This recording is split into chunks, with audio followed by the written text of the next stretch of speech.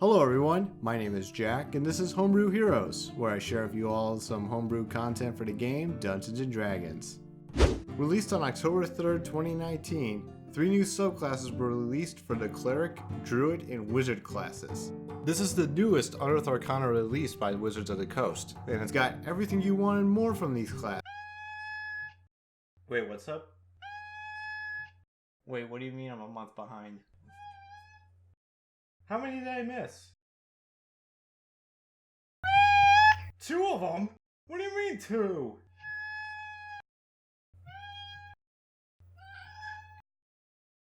Shit. If you want to know more about these subclasses, the link to them can be found in the description below, as well as my previous Unearthed Arcana video, where I go over the heroic and eloquent bard and paladin subclasses. With that said, let's begin.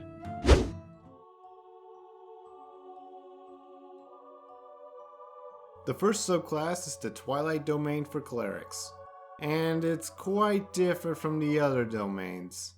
Anytime we do a more kind of nuanced archetype like this, I'm always fascinated to find out what my fellow fans think of it, because it doesn't have the same broad swing of light or darkness. Yeah, or the grave domain. Yes, you know. Yeah. There is appropriate to a Twilight domain. There is sort of a quietness about it, but I think there can be a great power, not only in storytelling but also in life, of the quiet places, where the light is softer, where things dim a bit. Twilight clerics have many potential roles to play, from supporting those that travel through the dark to fighting off forces that wish to disrupt the peace of nighttime. Clerics of the Twilight domain will gain some spells at certain levels, such as Fairy Fire, Darkness, Aura Vitality, Greater Invisibility, and Circle of Power. There are 3 first level features for the Twilight domain, with the first one giving you proficiency in martial weapons and heavy armor. Finally, a cleric that can use blowguns and nets! This is too good to be true. This has to be that overpowered feature that everyone online is talking about. Oh. The Twilight domain gives the cleric the ability to see in darkness no matter the distance. So already, that's something special. Then they have the ability to give that ability a limited number of times to their friends. You know, this could be the cleric who is a source of comfort to people, you know, where you can't see and we have no source of light, but we can make darkness our friend. But this ability also could be used to sneak into a place and pull off an amazing ambush. Because you are moving in darkness and all of you able to see as if you were in the daylight. It's true. Eyes of Night is a first level feature that lets you have an unlimited range of dark vision. On top of that, you can give this out to anyone within 10 feet of you as an action. This is a tough feature to decipher since we've never had this kind of feature before. Most creatures or abilities that deal with dark vision have a set range, like 60 feet or 120 feet. This feature just lets the Twilight Cleric give everyone night vision equipment, and they can go room to room and see everything and everyone in them without a real challenge. Fun fact, did you know that standard night vision equipment can help someone see up to 183 meters away, which is equivalent to 600 feet? The only thing that can block this feature is magical darkness, like from the darkness spell. At least so far. To me, this feature takes away some obstacles that the DM could throw at their players, especially when this is something that the Twilight Cleric can get right at the get-go. Hopefully, this gets some kind of nerf down the road, but in the meantime, let me know what you all think of this feature in the comments section below. The final first level feature is Vigilant Blessing. As an action, you can touch yourself, or a creature, to gain advantage on their next initiative roll.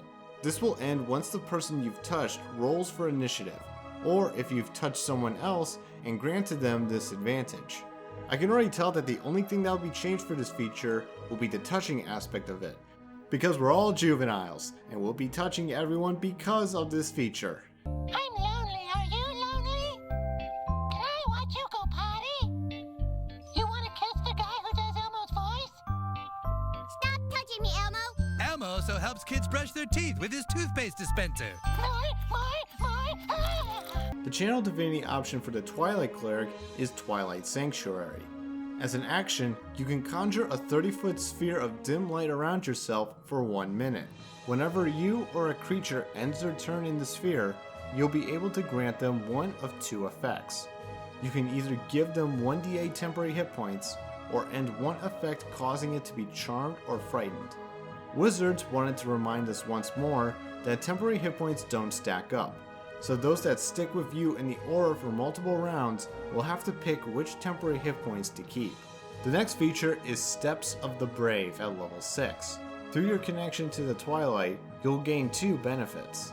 You'll gain advantage on saving throws against being frightened, and if you are in darkness, you can use a bonus action to grant yourself a flying speed equal to your walking speed until the end of your next turn.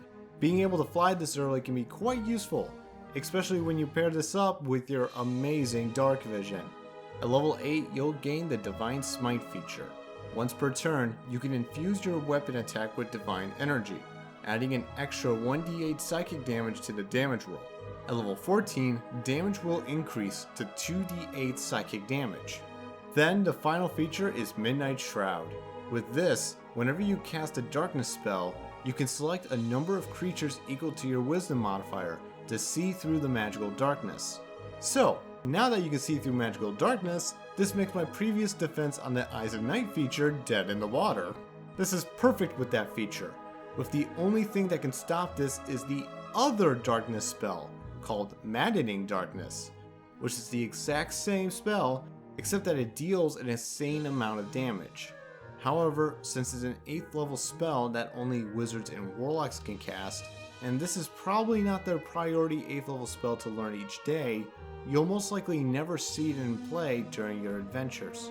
The Twilight domain is a domain that can be hard to explain because it covers a broad range of themes, such as healing, protecting, and traveling between the light and the dark. The best features are given to you right out of the gate, making this the perfect multi-class option to dump a level into, regardless of your build. In my opinion, which if you see my previous videos you would know it's always flawed, I can see where they're going with this class, but I think it needs some fine-tuning in its features and in its identity to make it work. I'm sure that when we see this again, it'll be well balanced and easy to understand, especially for dum-dums like me. And speaking of things easy to understand, let's talk about the Circle of Wildfire.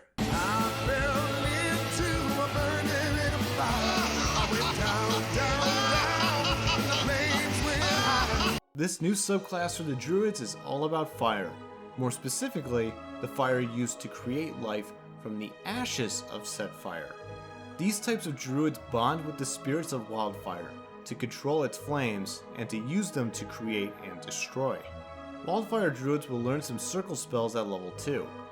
In addition to the Firebolt cantrip, you'll learn some other spells at future levels, such as Scorching Ray, Fireball, Aura Life, and Raise Dead.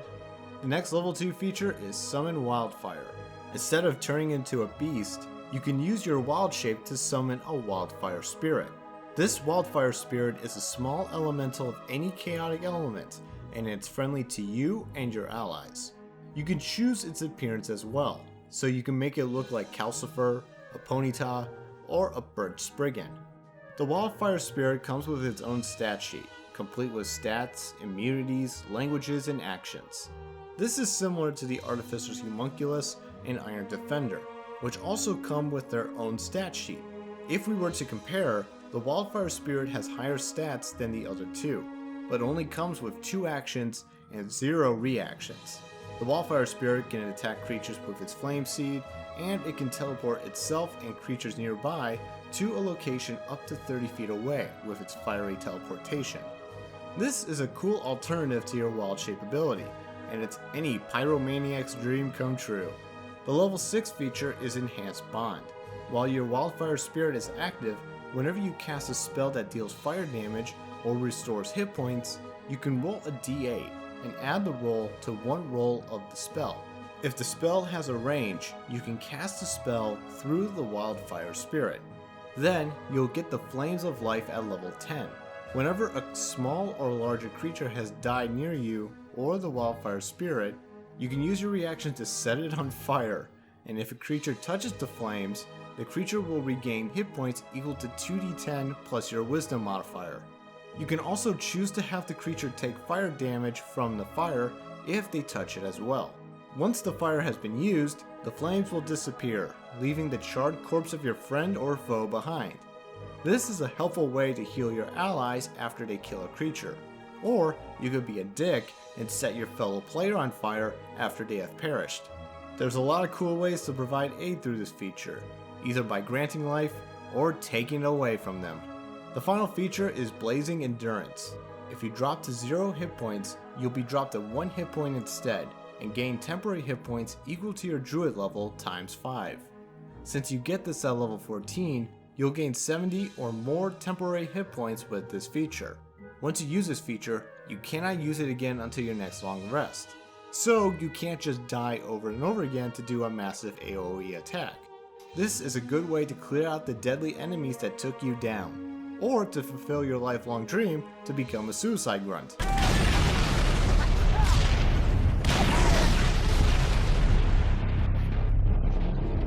This is a really fun subclass for the druids. It's honestly the first subclass that has made me want to play as a druid. It's got good features, a good wild shape, and there's nothing truly overpowered here like the Oath of Heroism and the Way of the Astral Self, which I will blatantly advertise the videos I've made about them here with absolutely no shame. With some tiny adjustments, I'm sure this will become a great subclass to add to everyone's class list. The final subclass is the School of Onomancy for the Wizard. Onomancy is the study of true names, allowing spellcasters to incorporate a creature's name into their spells to enhance the spell's effect. It's similar to the naming magic of the King Killer Chronicle series, which allows namers to gain total control of a person, place, or element, like wind and earth, just by speaking their true names. Knowing someone's true name can be devastating, making these Onomancers a powerful ally to have in your party. When you choose this subclass, you'll start off with 3 new features at level 2. You'll first gain some new proficiencies, gaining proficiency with Calligrapher's tools and allowing you to learn one language of your choice. The second feature is Extract Name. If you're having a hard time finding out someone's name, or you just can't read their name on their name tag or player token, you can use a bonus action to attempt to charm the creature and extract the creature's true name. This is a broken feature, but only when dealing with devils. Devils, which you can find out more about on page 67 of the Monster Manual, states the benefits of learning a devil's true name, which can bind them into serving you. You might not be able to do this with the Lords of the Nine Hells themselves, but there are other devils that aren't immune to the charm condition, such as Chain Devils, Horn Devils, and Pit Fiends. Some will come with advantage against magical saving throws from features like these, but if they fail the rolls, you can potentially become their new master. The last level 2 feature is Fateful Naming. This lets you learn the spells Bane and Bless automatically, and they won't count towards the number of spells you can prepare. The Bless spell allows you to grant 3 creatures a bonus 1d4 to their attack and saving throw rolls, while the Bane spell forces 3 targets to subtract 1d4 from their attack and saving throw rolls. If you know one of the 3 targets' true names, you can cast either spell without spending a spell slot. This only gets stronger if you can cast these spells at higher levels, allowing you to target more than 3 creatures at a time with them. The next feature is Resonant Utterance. Just like the Sorcerer's Meta Magic and the Words of Power in Skyrim, you can customize spells if you speak the target's true name with the spell. The Words of Power for the Onomancer is called Resonance, and you'll be able to use 2 out of the 6 presented at a time. By combining a spell, a true name, and a resonant, your spell will gain a special effect. The resonant options are as follows. Absorption lets you gain 3d6 temporary hit points after dealing a damaging spell. Devastation makes the target suffer disadvantage on their first saving throw against the spell. Disillusion adds an extra 2d8 force damage to the spell's damage roll. Nullification will notify what spells are affecting the target creature, and you can attempt to end one of them. Puppetry will push or pull the target by 10 feet when hit by your damaging spell.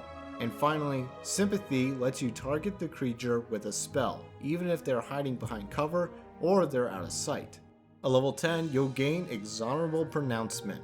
This just lets you learn 2 more resonants, bringing your total up to 4 resonants. Then, the final feature is Relentless Naming. Whenever you cast a spell that deals damage, and you add the target's true name to the spell, you can change the spell's damage type to be either force or psychic damage. This can be handy if you want to avoid the target's resistances, or if you just want to fire off a fireball with force damage with the puppetry resonant to become the next Dovahkiin. Much knowledge.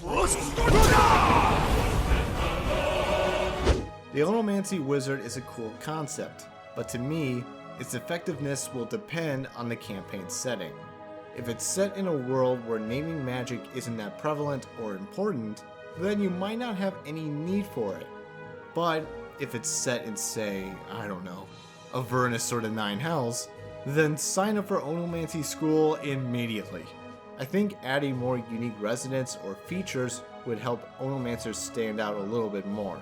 But overall, it's a different way to play as a wizard, and I'm all for that. And with that, those were the new subclasses from Unearthed Arcana. Let me know in the comments your thoughts of these subclasses.